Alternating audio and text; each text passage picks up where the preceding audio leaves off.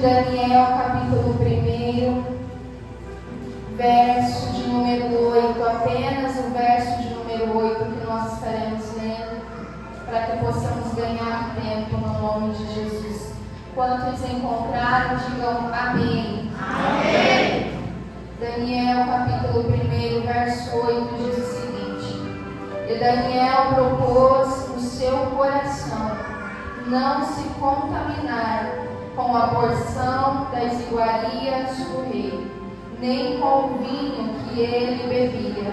Portanto, pediu ao príncipe dos eunucos, ou ao chefe dos eunucos, que ele não se contaminasse. Eu quero convidar a igreja nessa noite a repetir comigo: eu não vou me contaminar. Amém. Os irmãos podem se sentar no nome de Jesus. Glória a Deus. Quando nós entramos aqui neste livro, nós podemos encarar Daniel como um profeta. Ainda que, diferentemente de outros como Isaías, Jeremias, que se levantavam ali e traziam uma palavra e lançavam ali, colocavam o dedo e falavam assim diz o Senhor, nós podemos também encarar Daniel como um profeta. A Bíblia vai nos revelar do 1º capítulo ao 6º capítulo, se não me falha a memória, que alguns fatos vão vir ali a ser revelados na vida de Daniel ao longo do 1º ao 6º capítulo. Já do 7º capítulo em diante, nós vamos ver que muitas profecias de cunho escatológico, muitas profecias acerca das últimas coisas, acerca do que haveria de acontecer, estão ali transcritas. Então Daniel, ele é levantado como um profeta para obedecer, porque existe diferença. Muitos são chamados e levantados com o ministério profético, com aquela presença da parte de Deus, com o dom de profetizar, mas decidem escolher o caminho contrário àquele o qual Deus projetou para ele. E já nesse início de mensagem, eu quero te lembrar nessa noite, te relembrar que você fora chamado para uma obra, você fora chamada com uma missão a zelar, e essa missão precisa estar envolvida em obediência. A Bíblia vai nos revelar no 1º capítulo aqui que nós lemos que um rei, ele está ali governando sobre a cidade de Judá, e o nome deste rei se chama Jeoaquim. Se não me falha a memória, ele vem a ser o 18º rei ali que passa sobre Judá. Ele vem a ser filho ali de Josias. Só que, assim como muitos ali da sua linhagem, a qual nós acompanhamos após Davi, nós vamos ver que muitos vão decidir trilhar caminhos contrários ao que Deus havia estabelecido. Segundo a história, este rei, por nome de Jeoaquim, ele vai ali se levantar contra profetas que são ali colocados por Deus no templo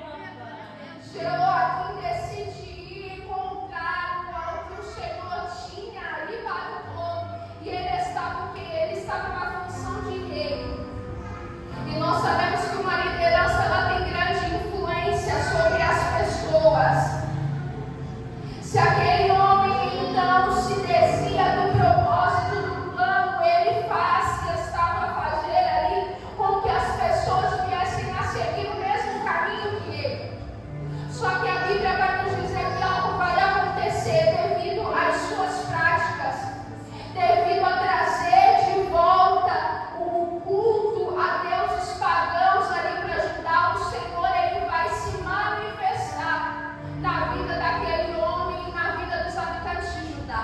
Ainda que existissem pessoas em Judá que estavam andando verdadeiramente conforme o que o Senhor queria, como nós haveremos de ver aqui no decorrer do texto, ainda assim o Senhor traz um juízo para aquele lugar. A Bíblia diz que no terceiro ano do reinado deste rei, o Senhor vai permitir com que Nabucodonosor, então rei da Babilônia, ele se levantasse contra Judá.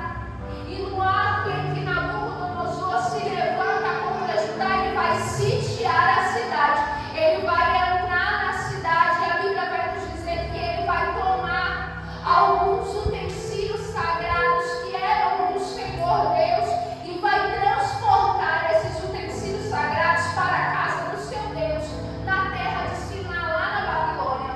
Então Nabucodonosor agora toma os utensílios sagrados, ele entra na cidade. Só que não somente isso, a Bíblia vai nos dizer que Nabucodonosor também tem o interesse de trazer pessoas daquele lugar. Só que a Bíblia nos diz que não eram quaisquer pessoas.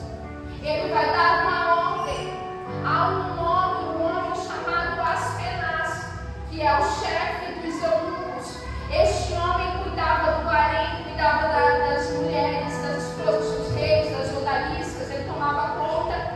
Nabucodonosor dá uma ordem para este homem, vai falar, ó, da linhagem de Judá, da semente do interior ali de Judá, eu quero que você me traga algumas pessoas. E a Bíblia vai nos dizer que ele vai dar algumas características, versículo de número 4. Ele vai pedir para que sejam tirados de Judá e transportados para a Babilônia jovens que não tivessem defeito, verso 4, jovens de boa aparência, instruídos em toda sabedoria, sábios em ciência e entendidos no conhecimento. Qual era o projeto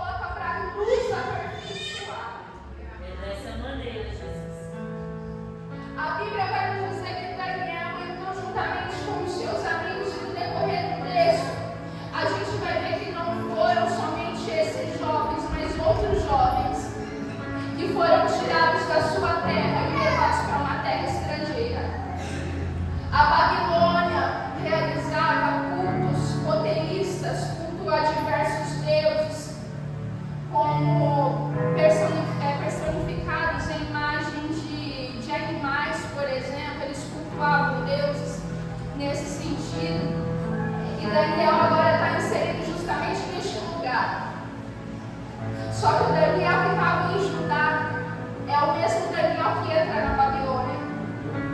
O caráter de Daniel não muda conforme o lugar. A mensagem de Daniel não muda conforme o comportamento de Daniel não vai se assimilar aos babilônicos, mas segundo a história, Daniel vai permanecer quem ele era. Me chama a atenção que Daniel era muito moço. Ele poderia pensar: eu não sei quanto tempo eu vou ficar naquele lugar, eu não sei quanto tempo eu vou ficar aqui, então eu vou aproveitar. Quando eu voltar para ajudar, eu volto a servir a Deus. Daniel, com uma mentalidade firme, uma mentalidade fiel a Deus, permanece sendo quem ele era. Porque para muitas pessoas, quando o cenário é mudado, quando eu mudo de escola, quando eu mudo de bairro, quando o meu ambiente muda, muitos começam a se comportar de uma maneira diferenciada. Mas Deus não nos chamou para mudarmos conforme o ambiente de juventude. Deus nos chamou para sermos quem nós somos, independente do cenário.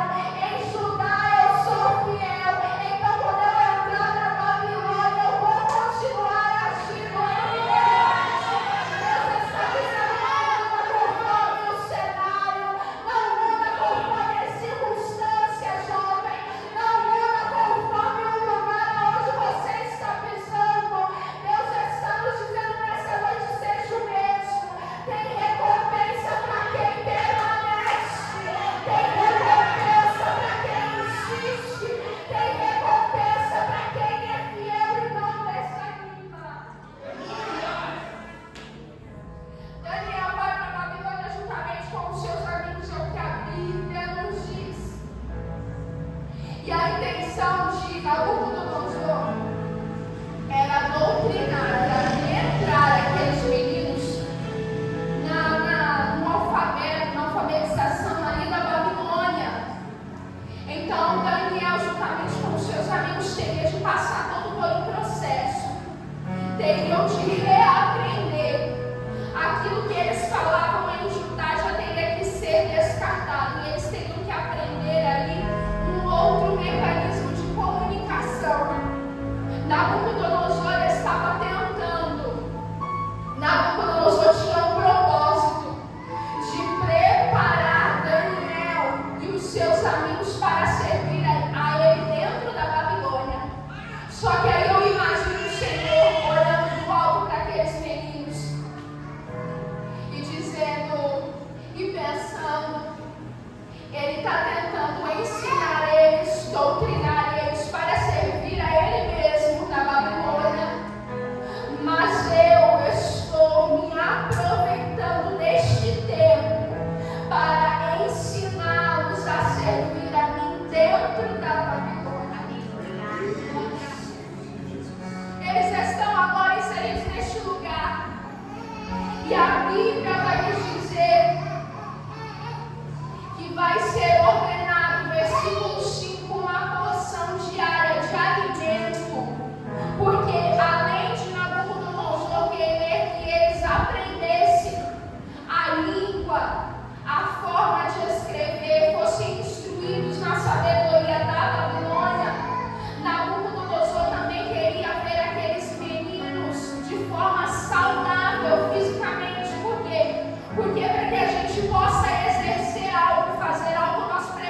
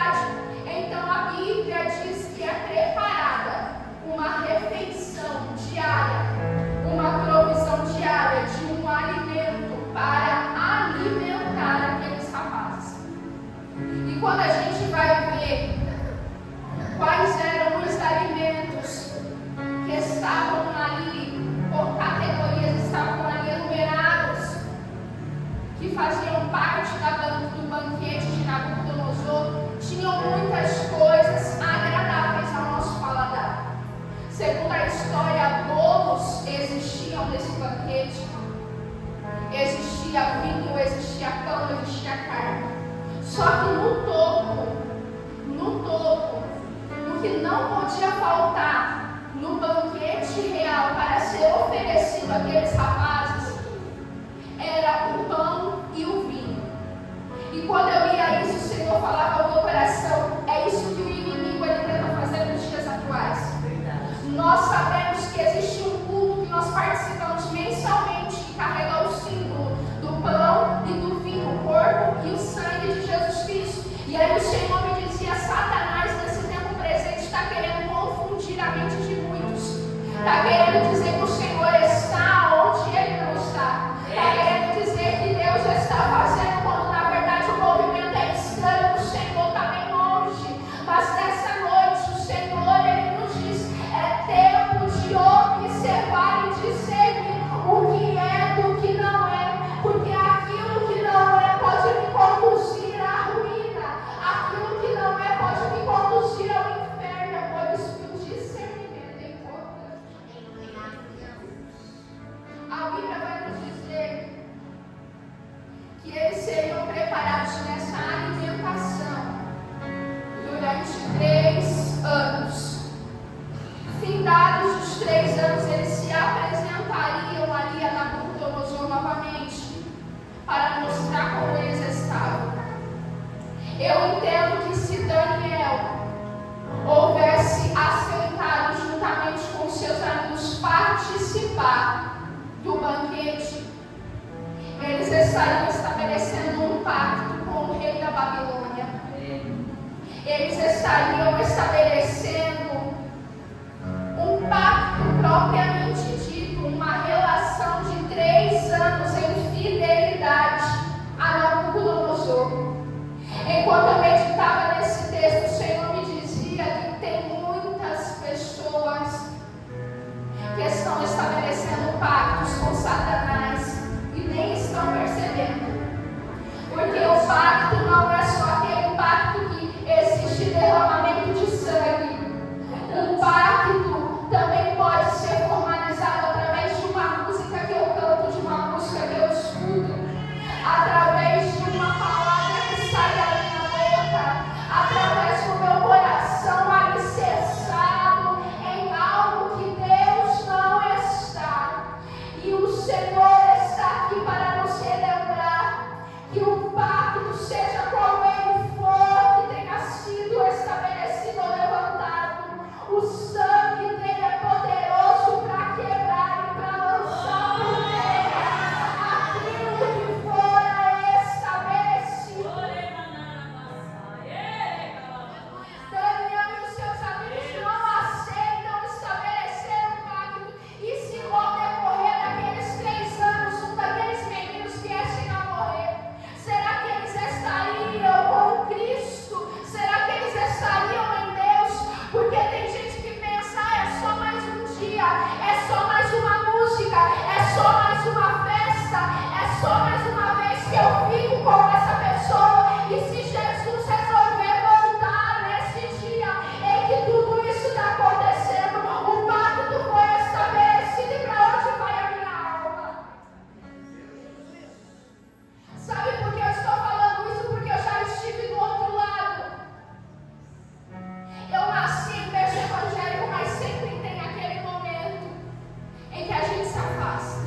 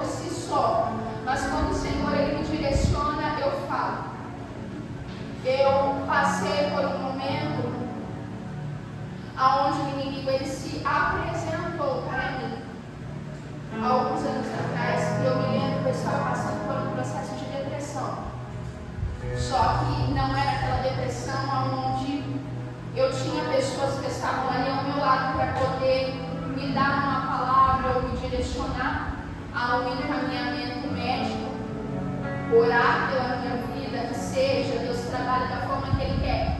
Eu estava vivenciando aquele período sozinha. E eu estava negando o período a qual eu estava passando. Porque na minha cabeça, crente não passava por isso. Na minha cabeça era demônio, tinha que colocar a mão e expulsar que saía. Na minha mente naquela época. Então eu falei, eu não vou contar para ninguém, eu vou guardar para mim. Houve uma época, irmãos, aonde eu vi o que eu estava vivenciando e a guerra que eu estava travando. Eu me lembro que Satanás falou comigo de madrugada, por volta das 2, 3 da manhã. E eu me lembro que ele falava assim para mim, olha, você vai na cozinha, desse jeito que eu estou te falando. Você vai na cozinha você pega uma faca e você brinca. É o que ele falava para mim. Você só vai brincar, não é para você se matar, é só para você brincar.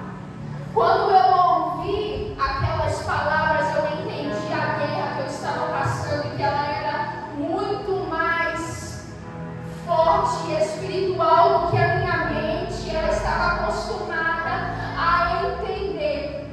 Só que para que eu chegasse naquele estágio e entendesse que se eu não tomasse uma posição, Satanás iria me matar, até aquele momento eu estava negando o cenário onde eu estava. E é isso que eu quero trazer sobre a tua vida nessa noite.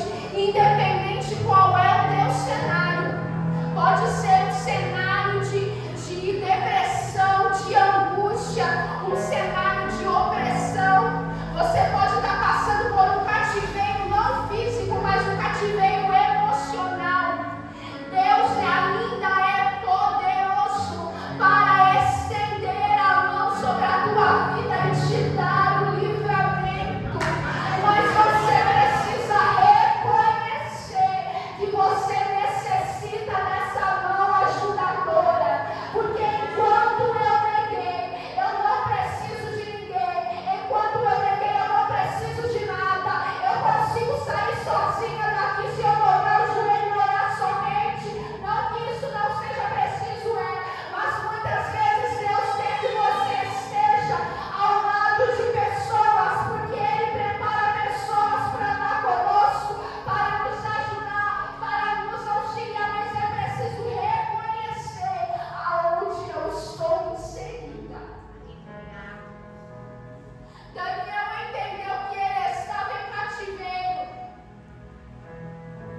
Então eu imagino Daniel tomando a postura e pensando, não é porque eu estou em cativeiro. E ele fica em cativeiro por mais de 70 anos. Não é porque eu estou cativo na Babilônia, não é porque eu tenho outro Senhor que quer mandar em mim, que eu vou deixar os meus princípios.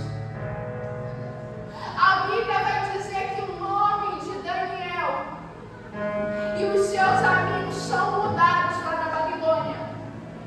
Agora eles vão ter outros nomes babilônicos: Sadraque, Mesaque, Abednego, Beltesazar. Sabe qual que era a intenção de Nabucodonosor a mudar o nome daqueles rapazes? Era fazer com que eles se esquecessem de Judá. Agora o nome de vocês estão mudados, rapazes. Agora vocês pertencem à terra da Babilônia. Então o que vocês aprenderam lá atrás, deixa de lado. Agora vocês vão aprender uma outra coisa. E muitas vezes é isso que Satanás quer fazer comigo e com você. Quando a gente é inserido em um lugar onde Deus quer que sejamos canal de bênçãos, Ele quer que a gente se esqueça de tudo que a gente já viveu, do dia em que Ele nos chamou, de quem nós somos nele, para vivermos segundo os costumes aqui. Os nomes deles são mudados.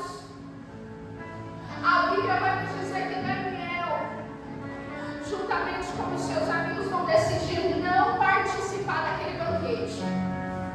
Um banquete que não era só uma mesa de iguarias, coisas boas, que fariam com que eles viessem a ser fortificados, não. Aquele manjar, aquelas iguarias,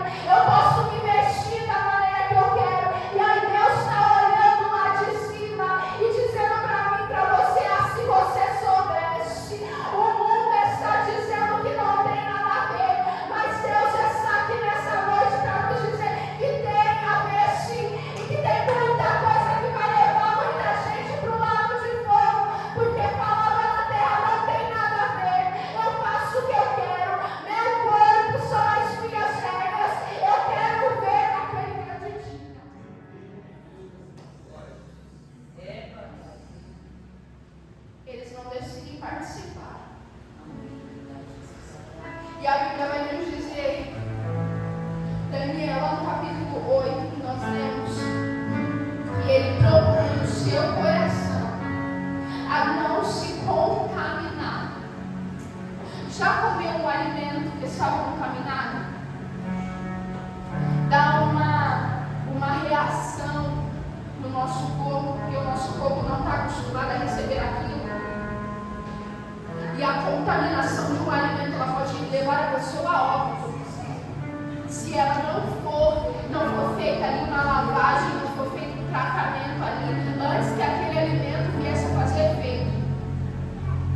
Sabe o que significa isso? Alimento contaminado não deixa de ser alimento, porque está contaminado. Mas ele é impróprio para o nosso uso. Tem muita gente que está consumindo tanta coisa, mas está contaminado. Não está vendo efeito agora. Não está vendo efeito neste momento. Mas na eternidade o efeito vai aparecer. Lembra daquela parábola do joio e do trigo? Se nós pegarmos para ver uma foto ou vermos pessoalmente eles crescendo juntos, eles até se parecem. Só que quando a gente esmaga um, que é o trigo, vai servir para fazer ali um pão, vai fazer um alimento. Mas quando a gente esmaga o joio, é vazio, é oco, não tem nada por dentro, tem a aparência de que é, mas não é. E eu me lembro que naquela parábola o Senhor diz: deixa crescer o joio e o trigo juntos, porque a diferença vai ser no dia da ceifa. Quando o dia da colheita chegar, vai ser tirado aquilo que é trigo, vai ser colocado de um lado, mas o que é joio vai ser lançado no fogo. Hoje em dia, muitos não estão mais acostumados e não estão mais aceitando a mensagem do arrebatamento, a mensagem da salvação, a mensagem da santificação. Mas a santificação, a salvação e a renúncia são fundamentos da palavra. E o triste é que tem muita gente distorcendo a palavra.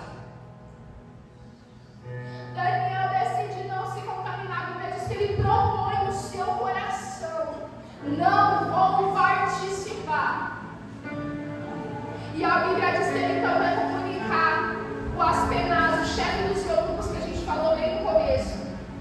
E ele vai contar para Aspenaz que ele não tinha o interesse de participar, ele não queria participar do banquete. E a Bíblia vai dizer que Aspenaz vai temer. Ele vai dizer: olha, essa é a provisão que o rei determinou. Eu tenho medo. A minha cabeça, ela pode rolar,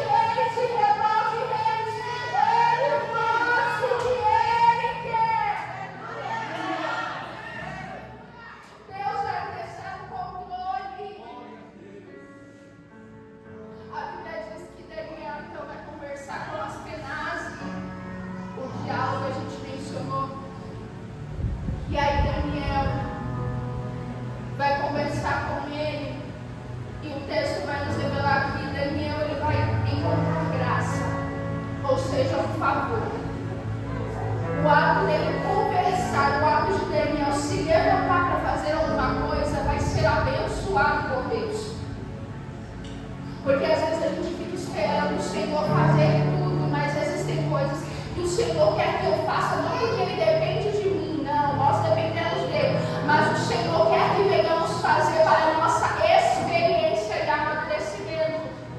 Daniel se levanta, conversa com Aspenaz, e o versículo seguinte vai nos mostrar que ele encontra graça. E o versículo seguinte diz que ele vai conversar, ele vai ir para outra pessoa pedir ali dar ali uma orientação que ele gostaria de fazer.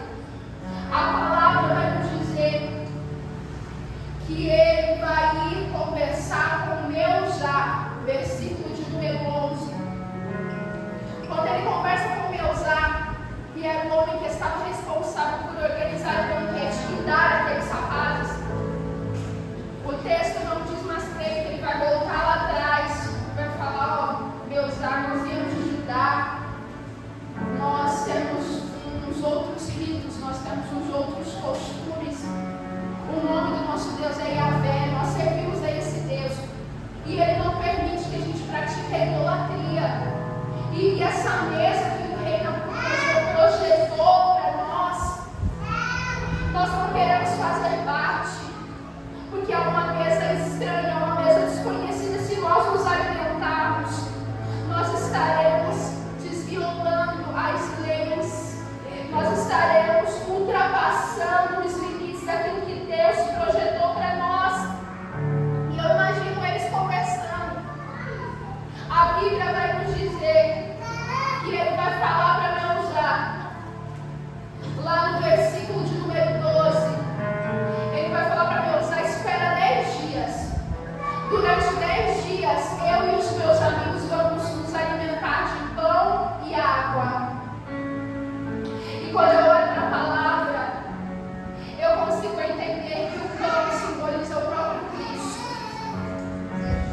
o próprio Deus, o próprio Senhor. No livro de João ele fala: os vossos pais, o Senhor Jesus dizendo, os vossos pais se alimentaram do maná que caiu do céu e morreram, mas eu sou, Jesus dizendo, eu sou o verdadeiro pão da vida, aquele que se alimenta de mim jamais terá fome.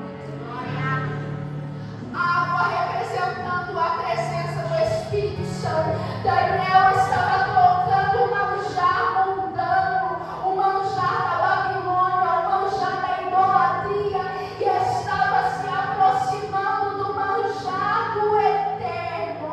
Ei, jovem, se aproxima daquilo que Deus quer que você se aproxima.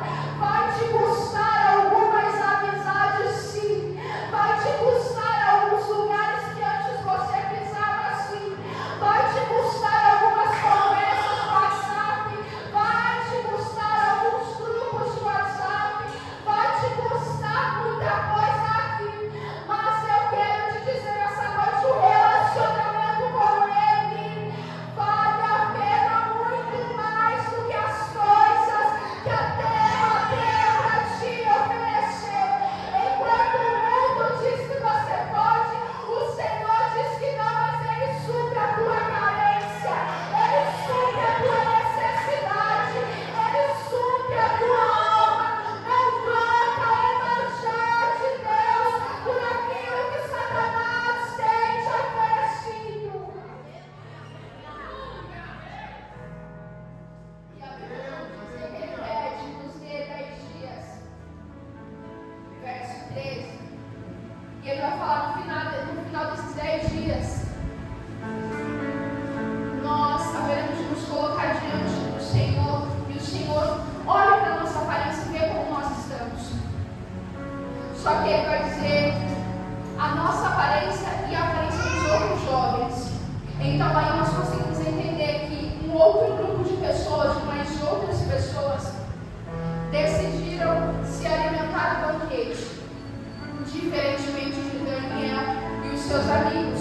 Por isso que ele fala: neste dia, depois desses 10 dias passados,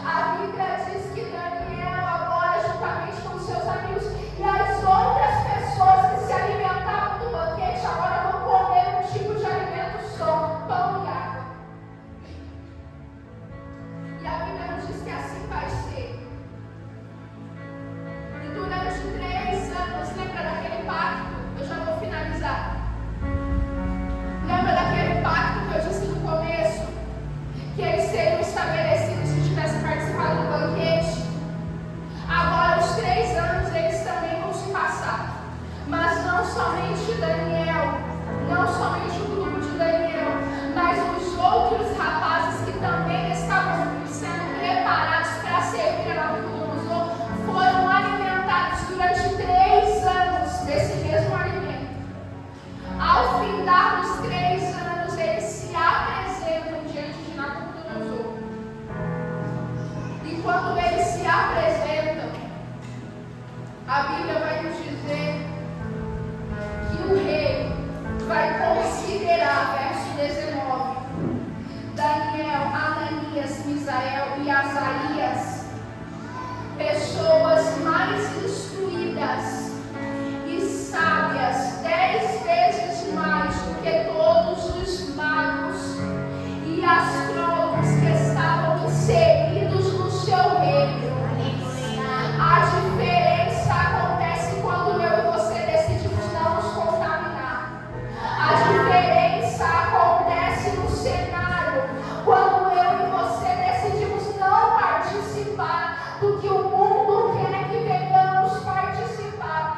Daniel e os seus amigos, além de serem reconhecidos como servos de Deus ao longo da história, também vão revelar que eram pessoas fiéis de caráter, bom entendimento, e a Bíblia diz que são distribuídos para eles alguns dons, e para Daniel a interpretação de sonhos e visões. E eu finalizo aqui dizendo para você, jovem, é um livro temático que eu vou direcionar aos jovens. Deus tem recompensa para você se você decidir não se contaminar. Deus tem recompensa para você se você decidir deixar o que é para deixar por amor a Ele. Deus tem recompensa, jovem, na tua história, no meio da tua parentela, na tua vida acadêmica, na tua vida sentimental. Se você decidir não se contaminar, não se contamina, que o céu é para você. Não se contamina, porque o céu é real. Deus ainda tem novidade. Deus tem novidade para entregar no teu ministério. Deus tem novidade. Deus está dizendo novidade sobre a tua vida, sobre a tua chamada. Vai voltar a exercer o que é para exercer. Mas eu acabei me envolvendo e agora o que eu faço? Volta, faz da terra. Queridos, eu preciso entregar o microfone. Existe alguém no nosso meio que esteja afastado dos caminhos do Senhor? Ou alguém que nunca tenha aceitado a Jesus como seu Salvador? É uma pergunta e eu escrevo sobre a igreja. Se estiver alguém em alguma dessas duas condições, e se nessa noite você quer reatar a sua aliança, a oportunidade é essa, no nome de Jesus.